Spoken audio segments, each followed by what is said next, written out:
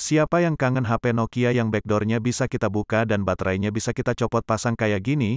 Nah, Nokia seharga 900.000 ini masih bisa loh.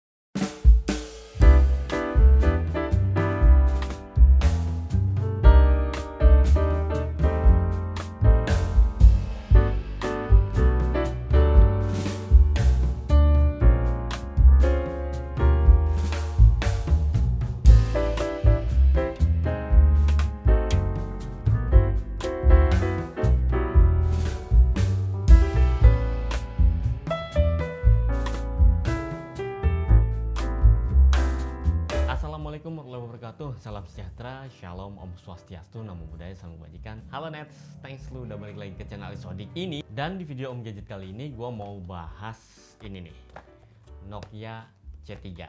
Nah, gue udah sempet bikin video unboxingnya loh. Yang belum nonton bisa cek link yang ada di atas sini nih. So, Nokia C3 ini dalam paket penjualannya memang sangat komplit ya Nets. Di samping ada case yang menurut gue sangat berkualitas casingnya, kemudian juga masih disertakan headset dengan jack 3,5 mm. Ini udah jarang banget brand smartphone yang ngasih jack yang ngasih headset ke dalam kemasannya.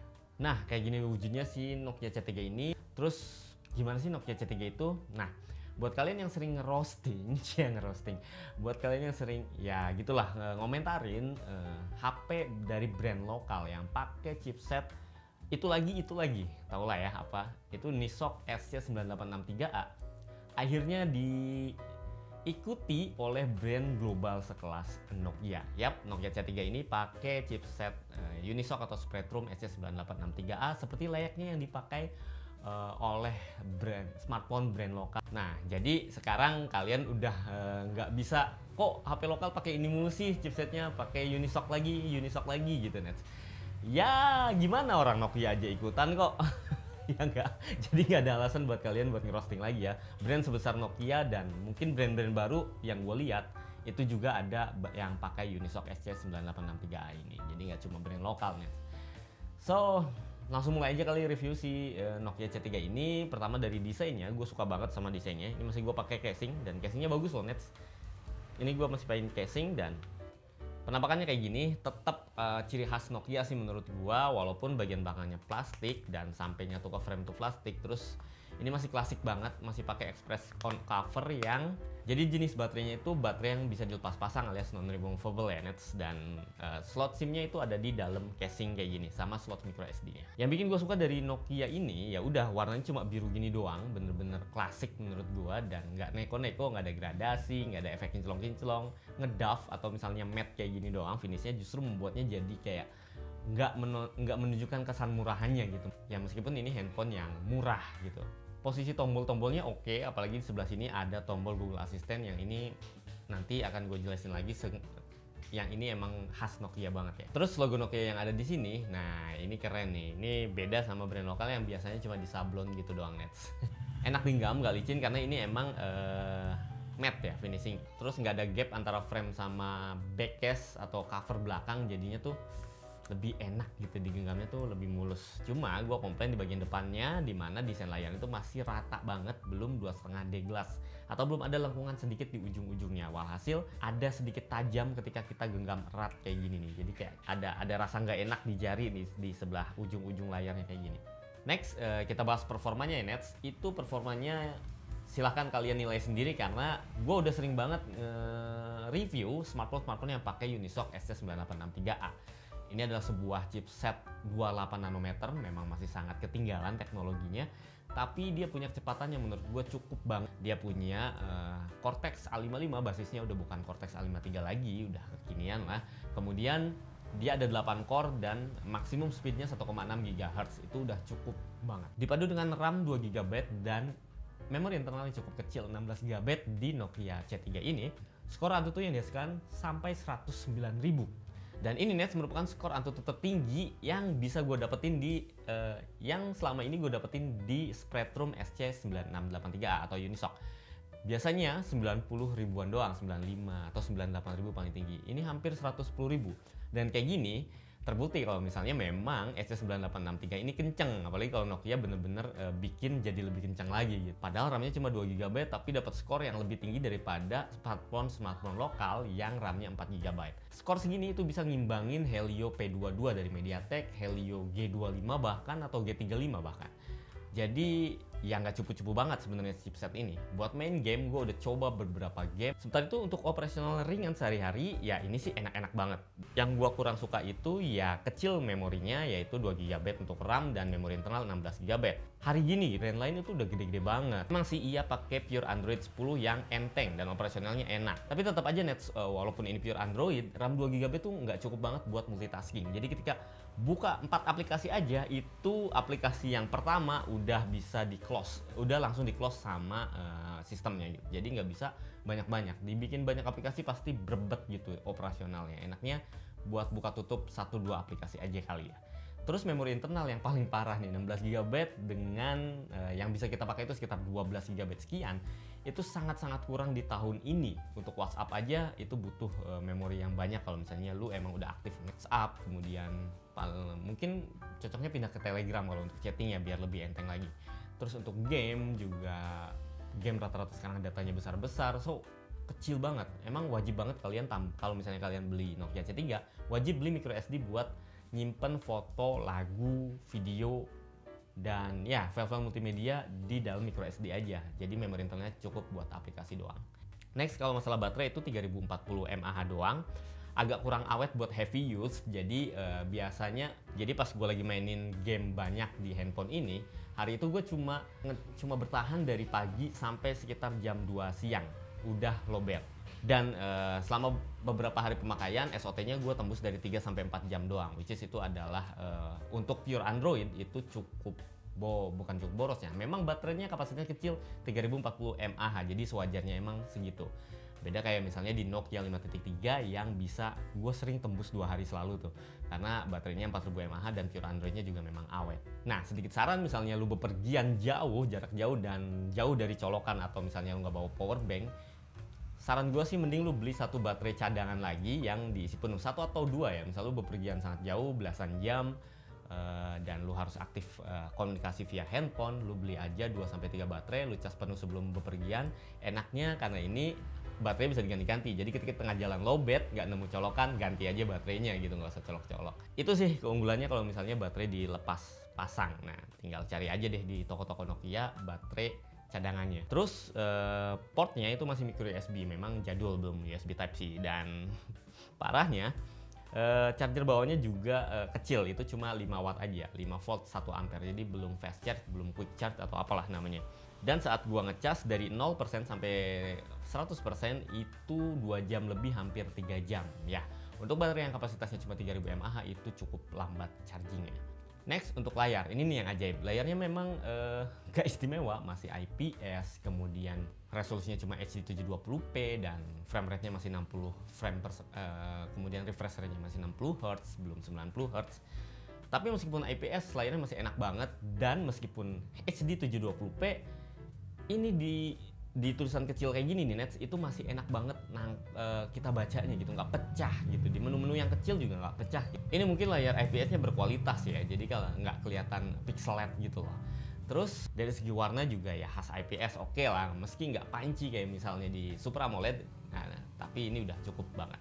Paling masalah di kecerahan layar yang ketika lu bener-bener di bawah matahari yang terik, ini agak kurang readability-nya atau nggak terlihat jelas. Nah, satu lagi yang mungkin ketinggalan zaman adalah rasio layarnya masih 18:9. Jadi di atasnya belum ada punch hole, poni dewdrop atau poni-poni lainnya, tapi masih klasik kayak gini, masih ada dahi yang tebal dan dagu yang tebal di bawah.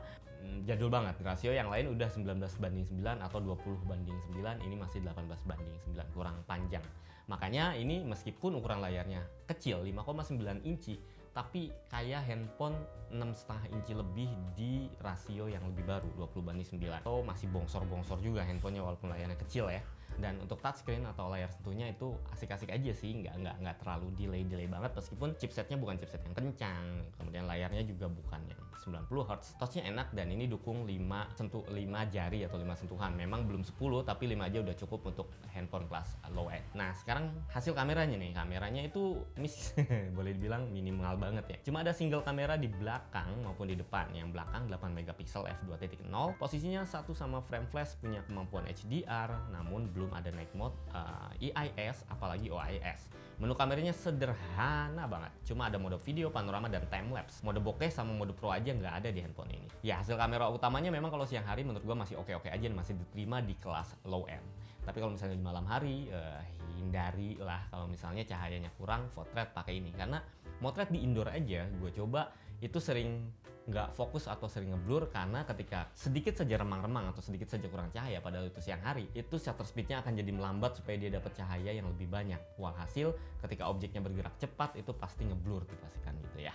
Agak susah, kecuali kalau misalnya di outdoor dengan cahaya matahari yang sangat cukup. Next, untuk kamera depan itu 5 megapiksel f2.4 fixed focus. Ini sangat-sangat terbatas ya. Kemudian untuk videonya yang belakang bisa Full HD 1080p, sedangkan kamera depan hanya bisa 720p aja HD. Untuk hasilnya ya silahkan kalian lihat berikut ini.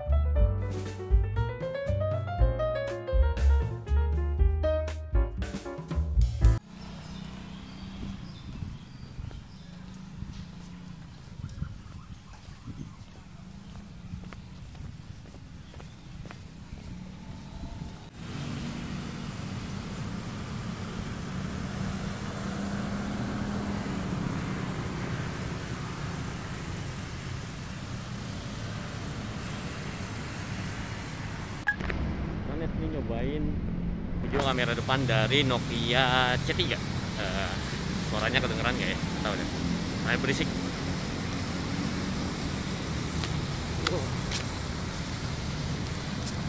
Kalau backlit nggak bisa HDR videonya. Kalau begini ya. Nah gitu net, hasilnya menurut gue sih biasa aja ya, standar untuk kelas harga 1 jutaan. Next, fitur tambahan nih yang bagus-bagusnya aja ya, apalagi yang ciri khas Nokia, yaitu tombol Google Assistant. Tombol Google Assistant ini sangat-sangat membantu supaya nggak pencet tombol home yang lama, atau misalnya swipe dari sini buat munculin trigger Google Assistant. Tinggal pencet begini aja, kalian udah bisa nanya-nanya Google. Hai Google, hari ini hari apa?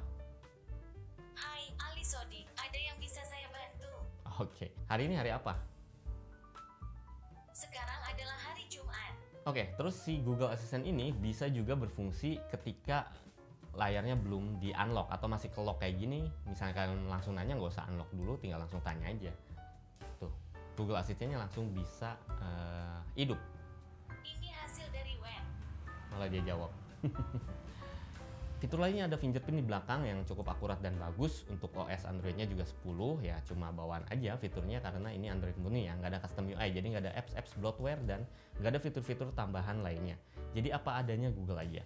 Asiknya HP ini dijamin update bulanan selama 2 tahun oleh Nokia. Jadi bakalan secure banget dipakai sampai jangka waktu yang lama. Ini aja pas gua beli langsung dapat patch update bulan Desember dan mungkin sebentar lagi akan ada yang update bulan Januari. Sayangnya nih nggak ada jaminan naik OS disebut oleh Nokia. Ya memang C series ternyata kastanya lebih rendah daripada Nokia yang number series. Misalnya Nokia 3, Nokia 5, Nokia 4 series gitu. Ini Nokia C ini nggak. Terus Nokia 5.3 yang kemarin kita review itu juga dapat naik OS selama 2 tahun dan juga security patch-nya itu bisa sampai 3 tahun dijamin. Minimal itu berarti ya. Sedangkan yang C series ini cuma 2 tahun. Jadi ada perbedaan update gitu. Asiknya sih Nokia juga bikin naik versi Android ya ke 11 lah gitu, minimal sekali deh. Terus untuk fitur-fitur lainnya ini ya belum lengkap sih menurut gua. Sensor-sensornya masih minim banget, nggak ada giroskop, nggak ada kompas, dan ya fitur lainnya jelas nggak ada, apalagi infrared nggak ada, NFC nggak ada, IP rating ya jangan ngarep gitulah. Oke, ya menurut gua untuk sebuah brand Nokia harga 1,6 juta yang disematkan di Nokia C3 ini wajar-wajar aja. HP-nya masih enak dipakai sehari-hari meskipun multitaskingnya kurang dan memori internalnya kurang luas. Tapi Nokia perlu hati-hati nih, harganya kalau bisa diturunin lagi. Mungkin bisa bersaing dengan brand-brand lokal, walaupun brand lokal RAM-nya gede-gede ya. So, Nokia C3 ini gua rekomendasikan buat lu yang cari HP yang murah, tapi brandnya ternama dengan 3 hal yang dibutuhkan kayak layar cakep, build quality yang jempolan, dan OS yang lancar digunain.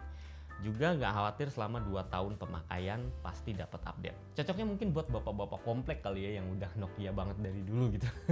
Atau yang udah Nokia banget dari dulu gitu. Atau kalian punya rekomendasi lain gitu. Kalau yang nggak butuh Nokia kayaknya kurang cocok. Apalagi misalnya buat kalian yang anak-anak muda, anak-anak sekolah yang pengen bikin konten Instagram atau TikTok pakai HP ini, hasil video dan hasil kameranya belum terlalu bagus untuk bikin konten, jadi kurang recommended untuk itu ya. Dan ya gue butuh pendapat kalian, menurut kalian cocoknya buat siapa sih Nokia C3 ini? Silahkan tulis di kolom komentar. So thanks buat lu yang udah nonton dari awal sampai habis. Silahkan like, dislike, atau share atau subscribe bebas, suka-suka kalian, gue nggak maksa. Tapi gue mohon untuk share video ini ke teman-teman kalian yang membutuhkan review Nokia C3. Siapa tahu ada yang pengen gitu kan, tapi pengen nonton reviewnya dulu. Silahkan share, bagikan sebanyak-banyaknya, karena dengan membagikan kalian akan bantu channel ini tetap hidup. Gue Alisodik pamit, sampai jumpa di video selanjutnya. Wassalamualaikum warahmatullahi wabarakatuh. Dadah.